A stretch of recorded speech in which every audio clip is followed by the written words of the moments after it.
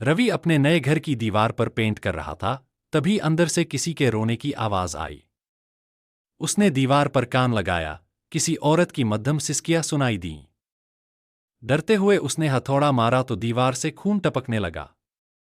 अंदर झांका तो आंखें, जिंदा आंखें उसे घूर रही थीं। आवाज आई, क्यों तोड़ी मेरा घर? और अगली सुबह वो खुद उस दीवार में था। चैनल को लाइक एंड सब्सक्राइब करें।